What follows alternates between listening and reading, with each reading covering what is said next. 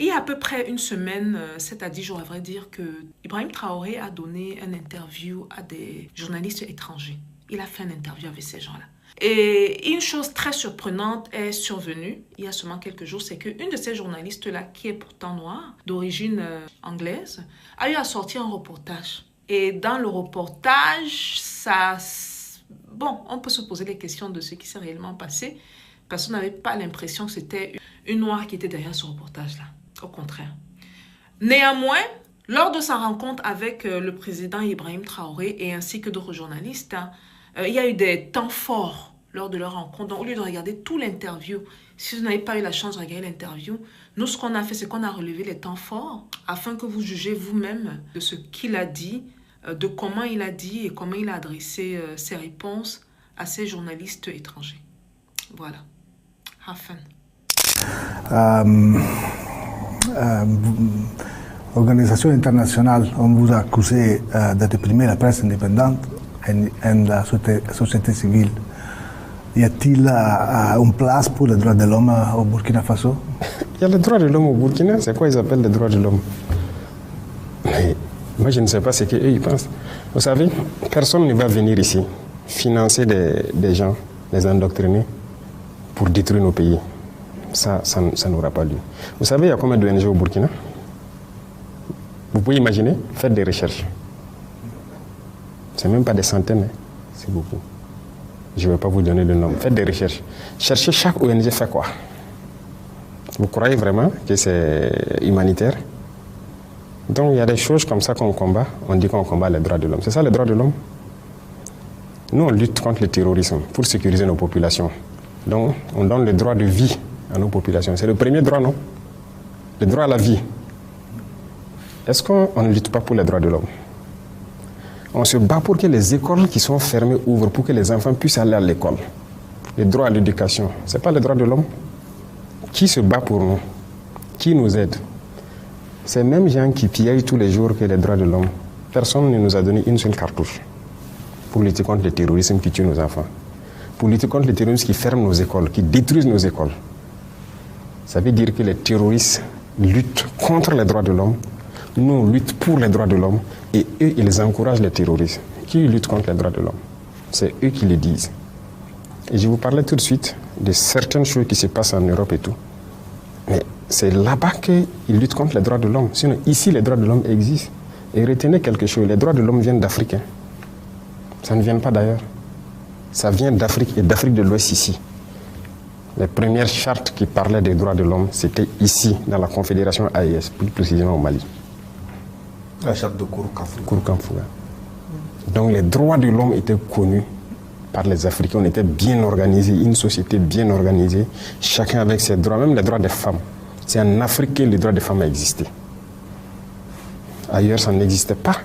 Et c'est eux là qui peuvent nous parler des droits des femmes ou des droits de l'homme. Ils ne connaissent aucun droit. Qui parle des droits de l'homme? Qui a bombardé les enfants en Libye tués? Qui bombarde les enfants un peu partout, largue les bombes sans distinction, tuer des enfants et trucs? C'est ça les droits de l'homme?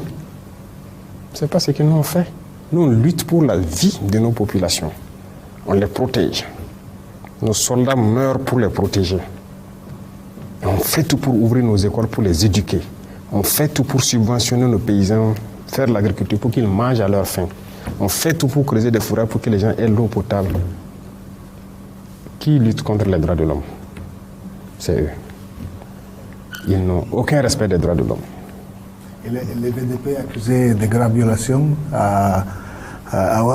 où sont les investigations promises? Ceux qui disent que les VDP sont accusés de graves violations, ils ont présenté quelles preuves? Nous-mêmes, qui avons pris des VDP dans certains actes, ils sont en prison. Ces VDP-là sont en prison. Et ils savent où ils sont. Et nous avons dit, quiconque... Ça, c'est pas quelqu'un... Écoutez, nous sommes majeurs. Hein. Nous sommes majeurs. Il ne faut pas que quelqu'un va nous voir comme des sous-hommes. Nous savons ce que nous faisons. Et c'est cette mentalité aussi qui est dangereuse. Parce que souvent, certains dirigeants en Occident et trucs là voient les Africains comme des sous-hommes. Et donc, ils viennent ici comme si ils doivent nous apprendre des choses. Je vous ai dit que le droit à la vie, c'est nous, on enseigne ça au reste du monde. Personne ne nous enseigne ça. Donc, c'est vrai qu'il y a eu quelques petits problèmes avec certains VDP. Il y en a qui ont fait des bavures et autres. Ils sont en prison. C'est sans état d'âme avec ça. Maintenant, tout ce qu'ils disent là, ils ont eu quelle preuve? Rien. C'est nous, quand les gens nous accusent, on fait les investigations. Et très souvent, on peut retrouver que c'est ce qu'on appelle la perfidie. Les terroristes, ils viennent, ils font des massacres dans des endroits, avec souvent nos tenues. Même souvent, on dit que c'est l'armée. Et puis ils partent. Ils sont venus dans les tenues de l'armée. Oui, mais ce n'est pas nous. Ils mettent nos drapeaux, tous nos insignes, et puis ils viennent faire. Et les terroristes publient des vidéos de ça. Mais pourquoi ils ne nous voient pas? Les terroristes publient sur les réseaux sociaux des vidéos où ils sont dans nos tenues, dans nos accoutrements et tout. Ils partent faire des actions. Et puis après, ils filment donner à ces gens, à ces individus-là pour dire que ce sont des forces armées. Ils sont bien au courant parce que c'est eux-mêmes qui partent là-bas. Comment ils ont fait pour avoir le canal avec les terroristes, pour avoir des images? Comment ils font? Et il y a des gens même qui ont le culot de nous dire qu'ils ont filmé. Je me rappelle une fois, une ONG qui, par image satellite, ils ont vu des Maliens en train de commettre les forces maliennes en train de commettre des exactions. Ils n'ont même pas honte. Et ils n'ont pas l'intelligence de savoir que ce qu'ils disent n'est pas bien. Pourquoi je dis n'ont pas l'intelligence? C'est parce qu'ils voient le noir toujours comme un sous-homme. Sinon, si vous avez la capacité d'avoir des satellites pour voir des forces en train de commettre des exactions, mais vous n'avez pas de capacité d'avoir des satellites pour voir les terroristes. Vous nous insultez alors. Ici, tout notre combat, c'est pour la survie de nos populations et leur sécurité. Et on vit bien. On vit bien, on est en bonne harmonie. Sinon, bon, on ne pourrait pas aller où on veut. Et voilà, on ne pourrait pas agir. Et vous pouvez vous balader au Burkina. Hein. Vous pouvez aller partout où vous voulez. Alors, Excellence, quel bilan pouvez-vous faire en termes de reconquête du territoire national? En termes de reconquête, aujourd'hui, nous pouvons dire que l'initiative est nôtre. Ça, c'est le volet le plus important. Pendant plusieurs années, depuis le début de cette guerre, nous avons été attentistes et l'ennemi qui donnait le rythme de la manœuvre. Et le changement, donc, cette bascule, le fait qu'on ait repris l'initiative de la manœuvre, c'est très important. Et pour pouvoir reprendre l'initiative de la manœuvre, il a fallu donc beaucoup d'efforts en termes de recrutement, d'équipement, mais surtout de formation. Parce qu'une chose aussi est très importante. Aujourd'hui, personne ne connaît notre armée, si je peux le dire, à l'international. Personne ne maîtrise notre armée. Nous avons quitté ce carcan de se faire former par les autres, se faire dicter les programmes par les autres, la tactique par les autres. Aujourd'hui, tout est endogène. Donc, ce sont des Burkinabés qui conçoivent le programme en fonction des retours d'expérience sur le terrain, qui forment les hommes, ce qui fait que nous arrivons à faire des prouesses. Et à l'heure où je vous parle, nos unités ont conquis beaucoup de localités, notamment en allant au nord de Djibou. Ces localités qui ont été perdues depuis peut-être bientôt 10 ans, telles que Baraboulé, et bien au-delà jusqu'à Pétékoli, nos unités ont reconquis. Au bout d'après de bataille, mais ils y sont, ils sont installés. À l'est également, nous avons progressé en allant vers la frontière béninoise, notamment les villes carrefour telles que Nadiago et autres ont été reconquises et sont sous contrôle. Et nous progressons donc ainsi de victoire en victoire. On peut dire quelque part, Monsieur le Président, donc il y a une montée en puissance de l'armée, il y a beaucoup de moyens acquis, de la formation qui est faite, et pourtant on constate quand même qu'il y a beaucoup de tueries encore et il y a le nombre de PDI, les personnes déplacées internes, en tout cas va croissant. Qu'est-ce qui explique cet état de fait? Le nombre de PDI plutôt va décroissant. Là, les chiffres sont assez clairs. Nous sommes en train de réinstaller. Comme je l'ai dit, il y a beaucoup de localités qui sont reconquises. Il y a quelques années de cela, on était à près de 2 millions de PDI. Aujourd'hui, nous avons bien moins d'1 million. Et d'ici encore le mois de mai ou juin, il y aura très peu de PDI. Parce que ces zones, effectivement, quand vous prenez, j'ai parlé tout de suite de Baraboulé, Pétékoli, les zones de Toulfé, Pobé, Mengao, Namsigia et tous ceux qui connaissent le nord de Burkina, tout ça a été reconquis entre novembre et aujourd'hui. Donc vous imaginez toute cette population qui doit se réinstaller et tout. Donc le nombre de PDI va forcément diminuer. Alors, les tueries, souvent l'ennemi, comme on l'a dit, quand il est en perte de vitesse, il se retrouve souvent à poser des actes de désolation. Alors qu'est-ce qu'il peut faire? C'est trouver des populations civiles, tirer sur elles rapidement, s'éclipser. Et très souvent, ils ont cette lâcheté de même filmer ce qu'ils font comme acte contre des gens qui n'ont pas d'armes et tout. Et voilà, ça fait un peu, ils veulent créer l'émoi en fait dans la population. C'est une guerre et ils emploient la tactique de guérilla, nous faisons la contre-guérilla. Mais le plus important, comme j'ai dit, nous nous sommes adaptés et nous évoluons. Parce que ce n'est pas seulement l'équipement qui fait la guerre. Vous avez beau payer les équipements technologiques nécessaires, c'est la ressource humaine d'abord. Et la ressource humaine, il faut la former certes militairement, et vous voyez que beaucoup de pays africains passent le temps à se faire former par des pays occidentaux et tout. Alors, nous, notre philosophie est la suivante. Est-ce que ces gens qui viennent nous former, c'est Dieu peut-être qui a envoyé des anges les former, eux, à la tactique? Mais pourquoi le noir n'arrive pas peut-être à se dire que lui aussi il peut développer de la tactique? Mais regardez tous les États africains, il faut que les États occidentaux viennent les former. Nous avons mis fin à cela. Nous nous formons nous-mêmes à l'art de la guerre en fonction de nos expériences. Et ça forge l'état d'esprit de la ressource humaine. Monsieur le Président, mais plus de 60% de Burkina Faso, soit la majorité du pays, est contrôlée par des djihadistes. Cette approche fonctionne-t-elle? Qui a dit ça, hein? C'est vérité. Ah oui. C'est les femmes. Après ici, vous prenez partout où vous voulez sur la carte. En ligne, print, là? en ligne. En ligne? En ligne, vérité, le fait. Peut-être regarder des informations sur Internet. Ah oui. Voilà, c'est ça, ce sont les mêmes là. Les mêmes médias, les mêmes gouvernements là. Ils peignent le Burkina en rouge, ça c'est faux. Mais moi je suis le chef de l'État. Ou bien tout de suite on vient de discuter les tentatives d'assassinat et tout. Citer une ville, il y a juste quelques villes que je n'ai pas encore visitées. Moi je pars partout. Et tout le monde part partout. Donc au nord, il y avait une bande qui était sous contrôle. Je viens de dire, les forces sont jusqu'à Pétékoli aujourd'hui. À l'est, à la frontière vers le Bénin, nos forces ont pris Nadiagou il y a 1 ou 2 semaines. À l'instant là, ils sont à Pognou, à côté de chez vous. C'est où on ne peut pas partir.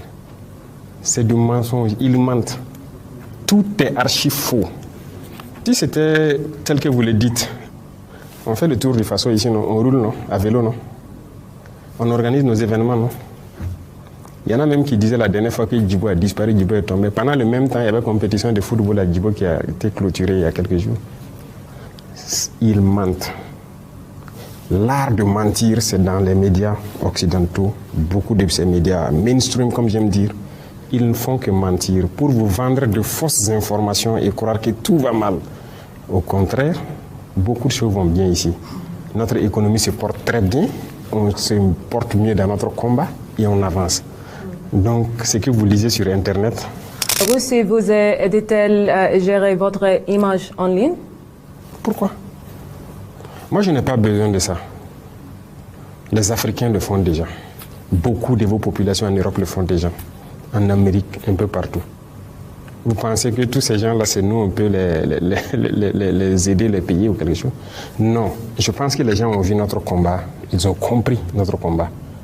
Et vous voyez, c'est cette habitude que les gens ont là. On paye les gens pour gérer quoi? Pourquoi? Aider à organiser son image en ligne, quoi. Non, non, non. On a dépassé ça. Des médias nous ont approchés pour faire ça. Je vous ai dit ça. On a dit on ne paye pas. On ne fait pas. Allez-y gâter notre image. Ils le font, non? Jeune Afrique, RFI, quoi. On ne va jamais payer pour ça. Avant, ça se faisait. Et là où même on faisait payer, j'ai fait fermer tout. On ne paye plus rien. Parce que vous avez une société d'État, ils les font prendre des actions dans leurs médias. Action dans un média, ce n'est pas un retour. Vous investissez. J'ai fait arrêter tout. C'est lui qui vient à salir notre image. Nous, nos populations savent ce qu'on fait. Les Africains savent ce qu'on fait. Les populations qui veulent d'un monde juste à travers partout dans le monde savent ce qu'on fait. Donc, à l'initiative, les gens parlent de ce qu'on fait de bien. Parce que ce qu'on fait aussi est juste.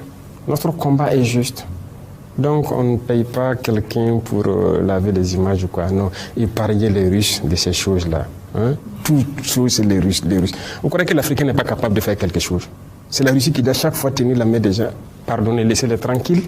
Les Russes sont dans leur combat là-bas. On a de très bonnes coopérations, mais ne croyez pas qu'ils sont dans un esprit d'esclavagiste, comme ce que les gens pensent. Non, les Russes ne sont pas comme ça. Ma première question, comment définissez-vous la contribution spécifique du Togo à la consolidation de l'Alliance des États du Sahel? Considérez-vous le Togo comme un partenaire stratégique de cette nouvelle architecture, bien qu'il ne soit pas membre de l'AES? Le Togo est un pays, en tout cas je tenais à remercier beaucoup le peuple togolais et leurs autorités Je peux dire que le Togo est un partenaire plus que stratégique. Moi, je ne parle pas de partenaire stratégique, je parle de pays, de frères. Parce que lorsque des gens cherchent à vous étouffer, à vous tuer, et qu'un frère peut vous aider, je pense que la fraternité ne dépasse pas cela. Et pendant des moments difficiles, le Togo a toujours pris sa position. Et jusqu'à aujourd'hui, le Togo a sa position, sa ligne de conduite qui soutient l'AES. Et donc c'est un pays frère, c'est plus qu'un partenaire. Voilà ce que je peux dire. Et le Togo a posé beaucoup d'actes, que ce soit sur le volet économique à travers donc, la route maritime, certes, mais même dans le volet de la défense. Le Burkina Faso, par exemple, et le Togo, nous avons une coopération très étroite dans la lutte contre le terrorisme et tout. Et ça, il faut s'en féliciter. Nous sommes au-delà de ce que les gens peuvent imaginer, je le disais souvent. Aujourd'hui, les deux armées, les réponses les unes envers les autres et les planifications ne sont plus au niveau étatique. Ce n'est pas comme avant quand un avion au Burkina doit intervenir ou bien un avion togolais doit intervenir. Il faut qu'on appelle jusqu'à la présidence, avoir les autorisations de traverser les frontières. Non, c'est au niveau local. Ce n'est même pas l'état-major, c'est carrément au niveau local. Donc les forces cohabitent et tout. Donc vous voyez que c'est un partenariat exceptionnel. C'est de la fraternité, c'est tout ce qu'on demande. On dénombre moins 5 tentatives de coup d'État contre vous. Qui veut vous tuer et pourquoi? Vous avez dénombré 5, il y en a beaucoup plus. Il y en a beaucoup plus, c'est ce qui est peut-être dévoilé. Tous les jours, il y a des gens qui cherchent coûte que coûte à ce que nous ne soyons pas là. Ceux-là qui veulent nous voir disparaître, ce sont ceux-là que nous appelons les esclaves de salon. Ce sont ceux-là qui vendent l'Afrique, qui ne veulent pas que l'Afrique soit libre. Ce sont très souvent des Africains qui sont aliénés et qui sont exploités. Nous sommes de ces dirigeants qui veulent créer les conditions pour que nos jeunes travaillent ici, au lieu d'aller se rester dans les rues des autres à mendier. Et très souvent, il y en a qui arrivent à des comportements, pas en tout cas sains, dans vos sociétés là-bas. Nous ne voulons pas voir ça. L'Africain n'est pas un sous-homme. Mais dans ce même cadre, les pays qui nous colonisent, qui veulent nous voir dans l'esclavage, qui veulent nous maintenir, ont leurs suppôts ici, leurs valets locaux, leurs répondants. Et ces gens sont prêts à tout pour nous voir éliminés. Et voilà malheureusement le contexte de l'Afrique. Et ces individus, tous les jours que Dieu fait, lorsque nous sommes vivants, ils ne sont pas contents. Alors, derrière les tentatives de déstabilisation que vous évoquiez tantôt, il est souvent dit que les mains de certains pays voisins se cachent derrière pour appeler un chat, le Bénin, la Côte d'Ivoire. Est-ce que les relations ont évolué avec ces pays voisins? Est-ce que vous êtes prêts à une désescalade et à quelles conditions, camarade président? Ça ne dépend pas de nous. C'est eux qui ont lancé l'hostilité. Je vous rappelle quelque chose. Quand nous sommes arrivés, nous n'avons pas de problème avec quelqu'un. On a communiqué avec tout le monde, on a fréquenté tout le monde et tout. Mais c'est un jour, par exemple, j'étais assis. Le ministre de la Défense me dit que les Ivoiriens ont envoyé une note de retirer tous leurs élèves de nos écoles. L'académie, le PMK, l'ENSO, vous voyez. Mais j'ai dit, mais il y a quoi? Et puis ils retirent tous leurs élèves officiers et sous-officiers et tout. Aucune explication. Il dit, mais préparez donc à la réciprocité pour faire venir nos enfants, parce qu'on ne sait pas qu'est-ce qu'ils ont derrière la tête et qu'ils font cela. Voilà le point de départ. Le premier acte posé par les Ivoiriens. Nous aussi, on a fait rentrer donc nos élèves et on a laissé partir les élèves. Et petit à petit, on a commencé à voir les actes d'hostilité vis-à-vis de nous. Pas de souci. On prend le Bénin et autres. Nous, on n'a pas provoqué quelqu'un. Mais on a tous vu, quand encore ils ont voulu transporter une guerre dans notre région, mais qui était au devant? Le président Ouattara est sorti qu'il va envoyer un bataillon, il a tout préparé et tout. Nous attendons son bataillon toujours. Le président Bénin a dit qu'il faut la force, ils vont faire la force, ils vont faire la guerre. Nous attendons. Nous sommes prêts à faire la guerre aussi. Il n'y a pas de désescalade possible tant que les mentalités sont comme ça. Celui qui cherche, il va trouver. Donc ce n'est pas nous qui avons commencé. Si les gens ne sont pas assez intelligents pour laisser encore les impérialistes venir les dire « tuez-vous entre frères noirs », qu'on y aille. Si c'est la solution pour atteindre l'indépendance, nous sommes prêts. Mais personne ne va nous asservir encore. Nous sommes prêts à cela. Nous nous battons. Nous nous battons déjà. Parce que le terrorisme, c'est une manifestation de l'impérialisme. Donc, ne parlez pas de désescalade tant que la mentalité n'a pas changé.